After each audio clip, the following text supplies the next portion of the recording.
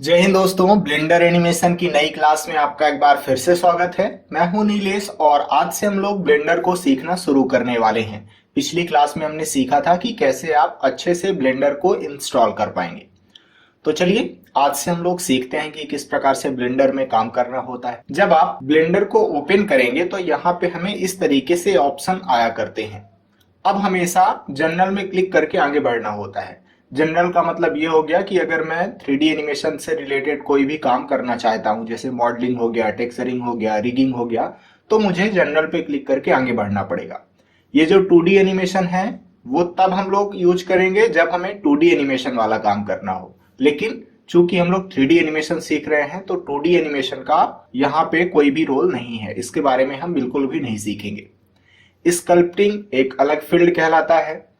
Sculpting का मतलब ये हुआ कि जैसे आपने देखा होगा, कुम्हार लोग करते क्या है कि मिट्टी के बर्तन बनाते हैं। मिट्टी वो लोग ले लेते हैं और फिर उसको कहीं पे दबाएंगे, कहीं पे उठाएंगे, अलग अलग प्रकार से उसको मोड़ते हैं और फिर कोई नया स्ट्रक्चर तैयार कर देते हैं। जैसे हम लोग बचपन में मिट्टी के खिलौने बनाया करते थे, उसी तरीके से ब्लेंडर के अंदर भी हम लोग कोई भी ऑब्जेक्ट ले लेते हैं, कोई भी मेश रहेगा हमारे पास, उसको हम लोग उठा करके दबा करके कोई भी मॉडल तैयार कर लेते हैं। जैसे किसी भी व्यक्ति का मॉडल तैयार कर लिया तो वो कहलाता है हमारा स्कल्पटिंग। बीएफएक्स क्या कहलाता है? आपने मूवियों में देखा होगा कि कई बार हम लोग को ऐसे सीन दिखाने पड़ते हैं जिनको शूट करना पॉसिबल नहीं होता। जैसे मान के चलिए कि कोई ऐसा सीन है जिसमें हम किसी शेर को दिखाना चाहते हैं या फिर हम किसी मगरमच्छ को दिखाना चाहते हैं, तो वो काफी ज्यादा रिस्की है। इसी वजह से हम लोग वीएफएक्स का यूज करते हुए उसको अपने सीन के अंदर डाल देते हैं। आपने देखा होगा कई यूट्यूबर्स जो रहते हैं वो रिकॉर्डिंग करते समय अपने पीछे साइड एक हरा पर्दा लगा देते हैं, ग्रीन बैकग्राउंड जिसको हम लोग बोल सकते हैं। फिर एडिटिंग के दौरान वो वीएफएक्स का यूज करते हुए ग्रीन पर्दे को हटा देते हैं और फिर वहां पे कोई भी नई चीज, नए तरीके का एनिमेशन डालते रहते हैं। तो इस तरीके से वीएफएक्स कहला गया। अगर हमें एडिटिंग करनी है तो हम लोग इस वाले ऑप्शन को चूज करेंगे, लेकिन अभी हम लोग को एडिटिंग नहीं करनी है। लास्ट में हम लोग एडिटिंग सीखेंगे। जो इसमें एडिटिंग रहेगी वो बेसिक लेवल की रहने वाली है, यानी कि आप पूरा का पूरा प्रोजेक्ट यहाँ पे तैयार नहीं कर सकते। एडिटिंग के लिए आपको प्रीमियर प्रो फॉलो करना चाहिए, फिल्मोरा है आपके पास ऑप्शन। तो इस तरीके से अलग अलग सॉफ्टवेयर हैं, बेसिक लेवल की एडिटिंग यहाँ पे हो जाएगी। इसके बारे में हम लोग लास्ट में चर्चा करेंगे। ओपन का ऑप्शन है हमारे पास। जैसे मान के चलिए कि हमने किसी प्रोजेक्ट पे काम किया हुआ है, अब मुझे उसे ओपन करना है तो मैं यहां से ओपन कर सकता हूं। रिकवर लास्ट सेशन का मतलब ये हो गया कि जैसे मान के चलिए कि हम किसी प्रोजेक्ट पे काम कर रहे थे और प्रोजेक्ट में काम करते समय ही हमारा ब्लेंडर क्रैश हो गया, तो अगर मैं अब दोबारा ब्लेंडर को चालू करता हूं तो इस ऑप्शन को हम लोग चूज करेंगे। इससे होगा क्या कि जितना पॉसिबल डाटा रिकवर हो सकता है पुराने सेशन का, वो इस ऑप्शन को चूज करने से हो जाएगा। रिसेंट फाइल का मतलब ये हो गया कि जैसे हम लोग अलग अलग प्रोजेक्ट पे काम करते रहते हैं तो पिछली बार जो हमने प्रोजेक्ट खोला रहा होगा वो यहाँ पे शो करता है। उसी तरीके से और भी 3-4 नाम शो करते हैं अगर आपने अलग अलग प्रोजेक्ट पे काम किया हुआ है तब। डोनेट के लिए हमसे पूछा जा रहा है, अगर आपको डोनेशन करना है थोड़ी बहुत तो फिर आप यहाँ से कर सकते हैं। फिलहाल हम लोग जनरल में क्लिक करके आगे बढ़ जाया करेंगे। अब यहाँ पे देख सकते हैं आप कि हमारे पास अलग अलग विंडो हैं, अलग अलग पैनल आप बोल सकते हैं इनको। जिससे ये वाला जो हिस्सा है इसको हम लोग बोलते हैं 3D व्यू पोर्ट। ज्यादातर काम हम लोग इस 3D व्यू पोर्ट में ही करते हैं। इधर साइड ये वाला हिस्सा कहलाता है आउटलाइनर पैनल। ये वाला जो हिस्सा है इसको हम लोग बोलते हैं प्रॉपर्टीज पैनल। और एक हिस्सा भी नीचे रखा हुआ है, आप यहाँ पे देख सकते हैं, इसको हम लोग बोलते हैं टाइमलाइन। ये अलग विंडो है। अभी फिलहाल हम लोग इसको छोटा कर देते हैं कुछ ऐसे, और 3D व्यू पोर्ट के बारे में थोड़ा सा हम लोग सीखते हैं। आप यहाँ पे देख सकते हैं कि हमारे पास 3 ऑब्जेक्ट है। इसको हम लोग बोलते हैं कैमरा, ये हमारा क्यूब है और ये है लाइट। अब अगर मुझे किसी भी ऑब्जेक्ट को सेलेक्ट करना है तो सबसे पहले अपने माउस को उसके ऊपर लेके जाना पड़ेगा। जैसे मुझे कैमरा सेलेक्ट करना है तो सबसे पहले मैं कैमरे के ऊपर अपना माउस लेके जाऊंगा और हमें लेफ्ट क्लिक प्रेस कर देना है तो ये कैमरा सेलेक्ट हो जाएगा। जैसे ही कोई ऑब्जेक्ट सेलेक्ट होगा तो उसके बॉर्डर का कलर बदल जाता है। आपने यहाँ पे देखा होगा कि पहले कलर था यहाँ पे काला, लेकिन अब इसका कलर बदल गया है। अगर मुझे लाइट सेलेक्ट करना है तो सबसे पहले हम लोग अपने माउस को इस लाइट के ऊपर लेके जाएंगे और लेफ्ट क्लिक प्रेस कर देंगे तो ये लाइट सेलेक्ट हो जाएगी। इसका भी जो कलर है वो बदल गया है, आप देख सकते हैं। क्यूब अगर मुझे सेलेक्ट करना है तो मैं अपने माउस को इसके ऊपर लेके जाऊंगा और लेफ्ट क्लिक प्रेस कर दूंगा तो ये सेलेक्ट हो जाएगा। आप यहाँ पे देख पा रहे होंगे कि जब मैं किसी भी दूसरे ऑब्जेक्ट को सेलेक्ट करता हूं तो पहले वाली ऑब्जेक्ट डीसेलेक्ट हो जाती है। जैसे अभी ये क्यूब सेलेक्ट है, लेकिन जैसे ही मैं अपने माउस को इस कैमरे के ऊपर लेके जाऊंगा और लेफ्ट क्लिक प्रेस कर दूंगा तो ये कैमरा तो सेलेक्ट हो गया है, लेकिन ये जो क्यूब है ये डीसेलेक्ट हो गया है।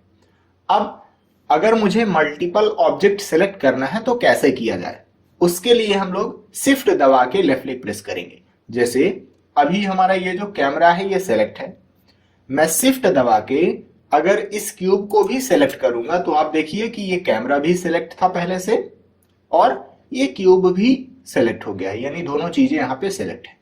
अगर मुझे इस लाइट को भी सेलेक्ट करना है तो सबसे पहले मैं शिफ्ट दबाऊंगा और लेफ्ट क्लिक प्रेस कर दूंगा तो यहाँ पे ये भी सेलेक्ट हो जाएगा।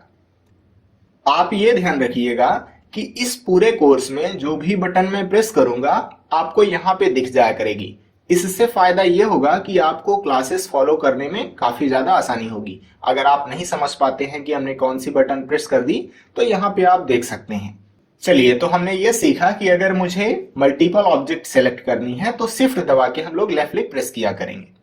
अब डिसेलेक्ट करने का तरीका ये है कि आप बाहर साइड कहीं पे भी जा करके लेफ्ट क्लिक प्रेस कर देंगे तो ये जो सभी ऑब्जेक्ट हैं ये डिसेलेक्ट हो जाया करेंगे। एक बार फिर से हम लोग सेलेक्ट करने की प्रैक्टिस करें। हमने क्यूब को सेलेक्ट कर लिया, लेफ्ट क्लिक प्रेस करेंगे, ये सेलेक्ट हो गया। अब अगर मुझे इस क्यूब को सेलेक्ट किए हुए ही इस कैमरे को भी सेलेक्ट करना है तो शिफ्ट दबाएंगे सबसे पहले और कैमरे को सेलेक्ट कर लेंगे। अब शिफ्ट को छोड़ देंगे, बड़ा सिंपल है। तो इस तरीके से हम लोग सेलेक्ट कर सकते हैं। चलिए थोड़ा सा और सीखते हैं। बाहर साइड लेफ्ट क्लिक प्रेस कर देंगे तो जो सभी ऑब्जेक्ट हैं वो डीसेलेक्ट हो जाएंगे। अब ये जो ऑब्जेक्ट के चारों ओर का एरिया है इसको हम लोग बोलते हैं 3D व्यू पोर्ट। अगर आप इस 3D व्यू पोर्ट को मूव करना चाहते हैं, मूव करने का मतलब ये हो गया कि इसको अगर खिसकाना चाहते हैं आप तो उसके लिए ऑल्ट शिफ्ट और लेफ्ट क्लिक प्रेस करके अगर मैं अपने माउस को यहां वहां करूंगा तो आप देखिए कि मैं इस 3D व्यू पोर्ट को मूव कर पा रहा हूं। ये कुछ इस तरीके से। एक बार फिर से करें, ऑल्ट बटन प्रेस किया, फिर शिफ्ट प्रेस किया, अब माउस में लेफ्ट क्लिक प्रेस करेंगे और अपने माउस को यहां वहां ड्रैग करेंगे। आप देखिए कि मैं 3D व्यू पोर्ट को मूव कर पा रहा हूं। अब जहां पे आपको मूव करना है वहां तक मूव कर लीजिए और ये जो आपने बटन प्रेस कर रखी हैं इनको छोड़ दीजिए। मूव करने का तरीका हुआ। अब इसको रोटेट करने का तरीका देखते हैं। 3D व्यू पोर्ट को अगर रोटेट करना है तो उसके लिए हम लोग ऑल्ट बटन प्रेस करेंगे और फिर लेफ्ट क्लिक प्रेस करके अपने माउस को अगर यहां वहां मूव करेंगे तो आप देखिए कि मैं यहां पे 3D व्यू पोर्ट को रोटेट कर पा रहा हूं। आप यहां पे आसानी से देख पा रहे होंगे। अब सवाल ये उठता है कि कब हमें मूव करना है 3D व्यू पोर्ट और कब हमें रोटेट करना है। देखिए, मुझे अभी क्यूब का ये वाला हिस्सा दिखाई पड़ रहा है, लेकिन पीछे साइड वाला हिस्सा दिखाई पड़ रहा है क्या? नहीं। पीछे अगर मैं देखना चाहता हूं क्यूब के तो उसके लिए मुझे 3D व्यू पोर्ट को रोटेट करना पड़ेगा। हम लोग पीछे साइड चले जाएंगे। तो कैसे रोटेट करेंगे? ऑल्ट बटन प्रेस करेंगे और लेफ्ट क्लिक प्रेस करके अब मैं अगर माउस को यहां वहां करता हूं तो आप देखिए कि मैं इस क्यूब के पीछे साइड जा रहा हूं। अब आप यहां पे आसानी से देख पा रहे हैं कि मैं इस क्यूब के पीछे वाले हिस्से को भी आसानी से देख पा रहा हूं। ये तो रोटेट करने के लिए हुआ। अब मूव कब करेंगे उसको समझिए। देखिए, अभी ये क्यूब यहाँ पे है और कैमरा यहाँ पे है। अगर मैं ये चाहता हूं कि ये जो कैमरा है ये भी थोड़ा सा इधर साइड खिसक आए, इधर साइड सारी चीजें इधर साइड थोड़ा सा खिसक आए, तो उसके लिए हमें यहाँ पे मूव करना पड़ेगा। ऑल्ट शिफ्ट और लेफ्ट क्लिक प्रेस करेंगे और इस 3D व्यू पोर्ट को मूव कर लेंगे। अब कई बार हमें जूम भी करना पड़ता है। जूम का मतलब हुआ उसको मैं पास से देखना चाहता हूं, तो उसके लिए हम लोग माउस व्हील को रोटेट करेंगे। एक डायरेक्शन में माउस व्हील को रोटेट करेंगे तो वो जूम हो जाएगा, और अगर उल्टे डायरेक्शन में माउस व्हील को रोटेट करेंगे तो वो जूम आउट हो जाएगा। जैसे मुझे इस क्यूब को जूम करके देखना है तो सबसे पहले मैं माउस व्हील को यहाँ पे रोटेट कर लेता हूं, ये जूम हो गया है। लेकिन मुझे सेंटर में देखना है तो 3D व्यू पोर्ट को यहाँ पे मूव करना पड़ेगा। ऑल्ट शिफ्ट और लेफ्ट क्लिक प्रेस करके मैं 3D व्यू पोर्ट को थोड़ा सा ऐसा कर देता हूँ। मैं आगे साइड से इस क्यूब को देख पा रहा हूँ। अगर पीछे साइड से भी आपको देखना है, ऑल्ट और लेफ्ट क्लिक प्रेस करेंगे और माउस को थोड़ा सा यहाँ वहां मूव करेंगे। आप देखिए अब मैं क्यूब का पीछे साइड वाला हिस्सा भी देख पा रहा हूं। इस तरीके से आप 3D व्यू पोर्ट को रोटेट भी कर सकते हैं। अब हम लोग करेंगे क्या, सबसे पहले तो थोड़ा सा ट्रांसफॉर्मेशन के बारे में सीख लेते हैं। ट्रांसफॉर्मेशन का मतलब हुआ कि हम लोग किसी भी ऑब्जेक्ट में बदलाव करेंगे। उसको छोटा करना है, बड़ा करना है, या फिर उसको रोटेट करना है, या फिर उसे ग्रैब करना है, तो ये कहलाता है ट्रांसफॉर्मेशन। तो चलिए शुरू करते हैं हम लोग। जैसे ये हमारा क्यूब जो है अभी यहाँ पे रखा हुआ है। अब मैं ये चाहता हूं कि ये हमारा जो क्यूब है ये यहाँ से उठ करके यहाँ पे चला जाए, मतलब क्यूब को मूव करना चाहते हैं हम। तो मूव करने के लिए ब्लेंडर में यूज किया जाता है शब्द ग्रैब करना। ग्रैब मतलब एक जगह से दूसरी जगह खिसकाना। अब जो भी ऑब्जेक्ट आपको मूव करनी है तो सबसे पहले उसे सेलेक्ट करना पड़ेगा। ये हमने माउस को इसके ऊपर रखा और लेफ्ट क्लिक प्रेस कर दिया तो ये जो क्यूब है ये सेलेक्ट हो गया। अब ग्रैब करने का शॉर्टकट होता है जी। जैसे ही हम लोग जी बटन प्रेस करेंगे तो आप देखिए कि अब हमारा ये जो क्यूब है ये यहाँ वहां मूव होने लगेगा। आपको जिधर साइड इसको मूव करना है उधर साइड अपने माउस को लेके जाइए। जैसे मुझे यहाँ पे अगर रखना है इस क्यूब को तो मैं यहाँ पे माउस को लेके जाऊंगा और लेफ्ट क्लिक प्रेस कर देंगे हम लोग तो ये जो क्यूब है ये यहाँ पे रखा जाएगा। अब मेरी इच्छा ये हो रही है कि क्यूब को यहां से उठा करके यहां पे रखा जाए। तो क्यूब तो सेलेक्ट ही है, जी प्रेस करेंगे और इसको उठा करके यहां पे रख देंगे तो ये यहां पे रखा गया। इस तरीके से आप इसको मूव कर सकते हैं। कंट्रोल जेड प्रेस करके मैं अंडू कर लेता हूं 2 बार, जिससे ये जो क्यूब है ये सेंटर में आ जाएगा। कंट्रोल जेड प्रेस किया और फिर से कंट्रोल जेड प्रेस किया, ये अंडू हो गया। ग्रैब करने का शॉर्टकट हमने देख लिया। अब इसको थोड़ा सा रोटेट करने का भी शॉर्टकट देख लेते हैं। अभी हमारा ये जो क्यूब है ये सेलेक्ट है, मुझे इसको रोटेट करना है। रोटेट करने का शॉर्टकट हो जाएगा आर। जैसे ही हम लोग आर बटन प्रेस करेंगे तो आप देखिए कि यहाँ पे एक ब्लैक कलर की डॉट डॉट लाइन आ गई है। अब अगर मैं ये मान के चलूं कि यहाँ पे एक सर्कल है तो अगर मैं अपने माउस को इस सर्कल में रोटेट करता हूं तो आप आसानी से देख सकते हैं कि हमारा क्यूब भी साथ ही साथ रोटेट कर रहा है। अगर मुझे इतना रोटेट करना है तो मैं यहाँ पे माउस लाऊंगा और लेफ्ट क्लिक प्रेस कर दूंगा, ये इतना रोटेट हो चुका है। अगर थोड़ी सी इच्छा फिर से रोटेट करने की हो रही है तो ये तो क्यूब सेलेक्ट ही है, आर प्रेस करेंगे और थोड़ा सा इसको ये कर लेते हैं इतना रोटेट। इस तरीके से हमने रोटेशन भी सीख लिया। कंट्रोल जेड प्रेस कर लेंगे और इसको कर लेते हैं अंडू। कंट्रोल जेड प्रेस किया, एक बार फिर से कंट्रोल जेड प्रेस किया। अब चलिए हम लोग इसको सीख लेते हैं स्केल करना। स्केल करने के लिए शॉर्टकट होता है यस। स्केल मतलब होता है बड़ा करना या फिर छोटा करना। जैसे ही मैं यस बटन प्रेस करूंगा तो आप यहाँ पे देखिए कि एक डॉट डॉट लाइन आ गई होगी ब्लैक कलर की। अब मुझे छोटा और बड़ा करने के लिए इस बार अपने माउस को सेंटर की तरफ लाना पड़ेगा। आप यहाँ पे देख पा रहे हैं ये जो लाइन है, इस लाइन में ये इधर साइड ये सेंटर है। अगर आप अपने माउस को सेंटर की तरफ लेके जाएंगे तो ये छोटा होगा, और अगर आप अपने माउस को सेंटर से दूर साइड लेके जाएंगे तो ये बड़ा होता जाएगा। कुछ इस तरीके से ये आपको जितना भी बड़ा करना है आप अपने माउस को ऐसे दूर लेके जाइए तो ये बड़ा होता जाएगा, और छोटा करने के लिए अपने माउस को पास लाना है ऐसे तो ये छोटा होता जाएगा। अभी फिलहाल मुझे इतना बड़ा करना है तो मैं इसको कर लेता हूं इतना बड़ा, ये। तो इस तरीके से हम लोग इसको बड़ा कर सकते हैं। अच्छा, 3D व्यू पोर्ट को रोटेट करने का एक और शॉर्टकट होता है।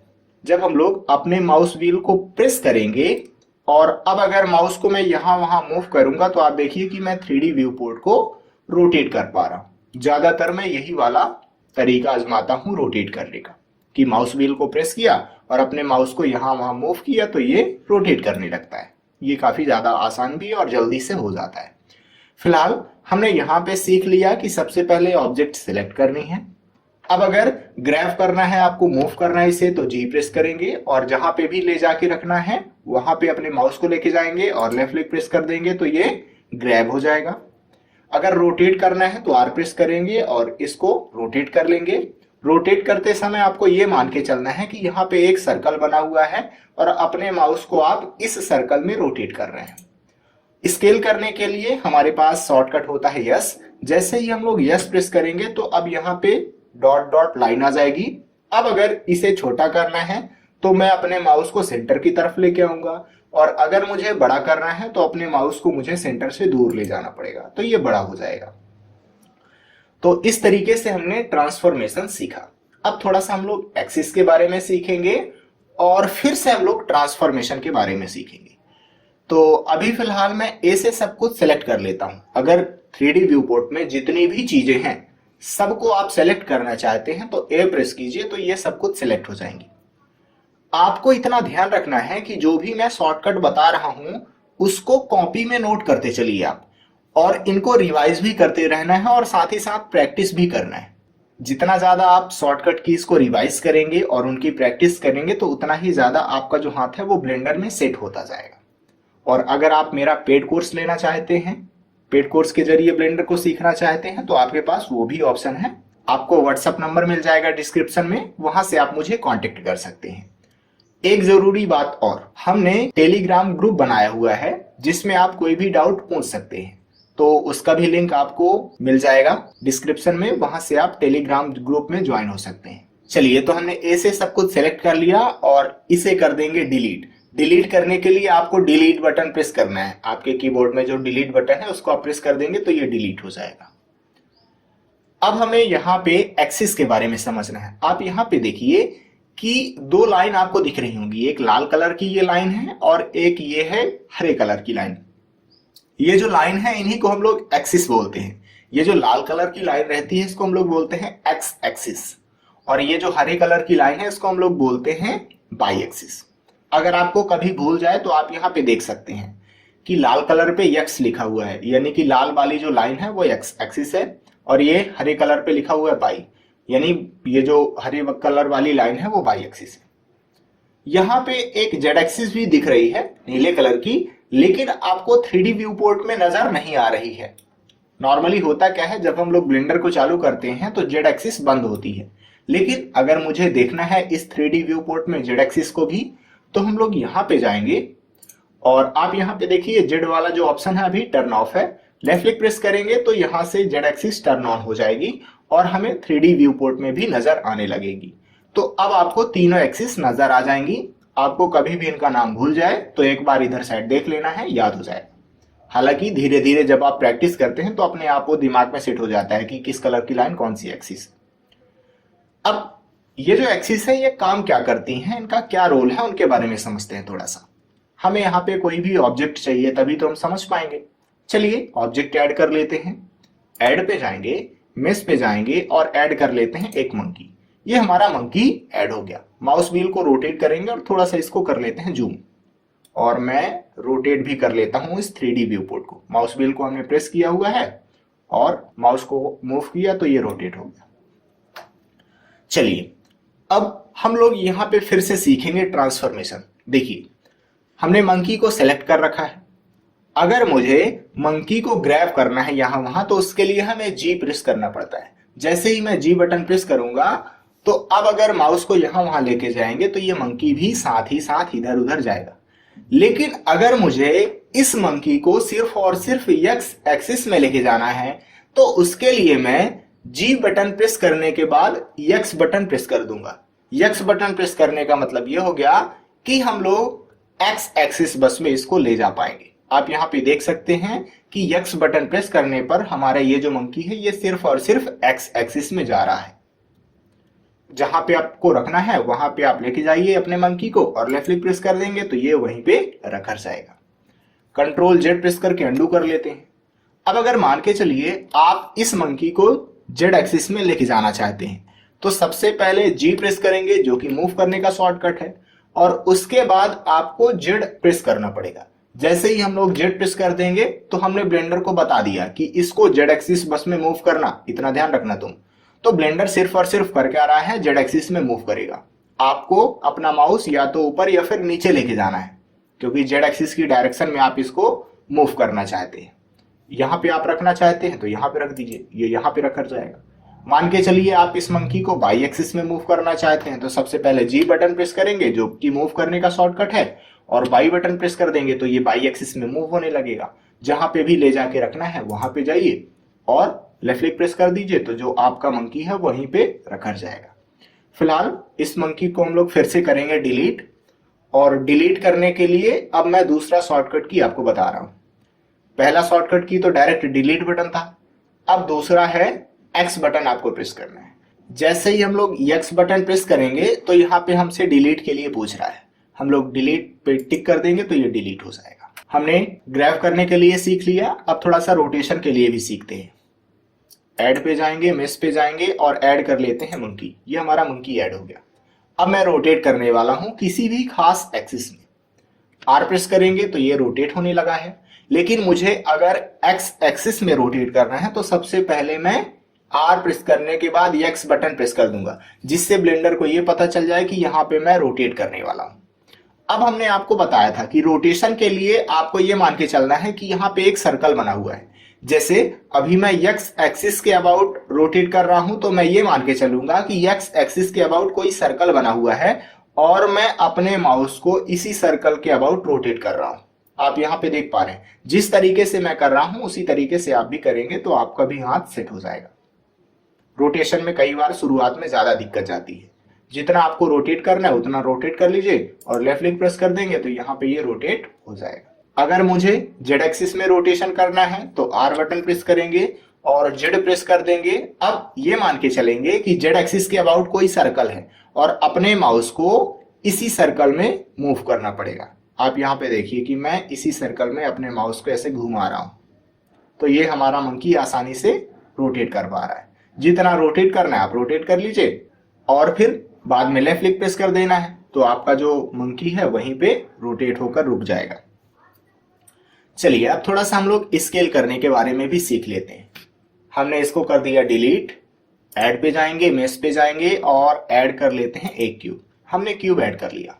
हमने आपको बताया था कि अगर स्केल करना है तो उसके लिए यस प्रेस करना पड़ता है और अपने माउस को या तो ओरिजिन की तरफ लेके आएंगे यानी सेंटर तरफ लेके आएंगे या फिर सेंटर से दूर लेके जाएंगे। लेकिन अगर मान के चलिए मैं ये चाहता हूं कि हमारा ये जो क्यूब है ये सिर्फ और सिर्फ एक्स एक्सिस में स्केल हो, यानी कि एक्स एक्सिस में या तो छोटा हो या तो बड़ा हो। अभी ये तीनों डायरेक्शन में छोटा बड़ा हो रहा है एक साथ। मुझे एक्स एक्सिस बस में स्केल करना है तो मैं एक्स बटन प्रेस कर दूंगा। अब आप देख सकते हैं कि ये एक्स एक्सिस में छोटा होगा और एक्स एक्सिस में बढ़ेगा। मुझे अगर इतना बड़ा करना है तो मैं यहाँ पे आकर के लेफ्ट क्लिक प्रेस कर दूंगा। अब ये एक्स एक्सिस में इतना बड़ा हो गया है। अगर मुझे इसे बाई एक्सिस में पतला करना है, मैं ये चाहता हूं कि ऐसा लगे कि ये दीवार है कोई, तो दीवार पतली सी होती है, तो सबसे पहले यस बटन प्रेस कर देंगे जो कि स्केल करने का शॉर्टकट है और बाई बटन प्रेस कर देंगे। अब अपने माउस को सेंटर की तरफ लेके आएंगे और मुझे इतनी पतली दीवार करनी है तो मैं लेफ्ट क्लिक प्रेस कर दूंगा। अब आप देख सकते हैं कि यहाँ पे जो दीवार है वो बन के तैयार हो चुकी है। तो इस तरीके से हमने ब्लेंडर के बारे में सीखा हुआ है। अब हम लोग अगली क्लास में कुछ और चीजें डिस्कस करेंगे और भी जो शॉर्टकट कीज हैं उनके बारे में सीखेंगे। तो चलिए नेक्स्ट क्लास में मिलेंगे, और अगर आप मेरा पेड कोर्स लेना चाहते हैं तो फिर दिए गए नंबर पे कांटेक्ट कर सकते हैं। जय हिंद।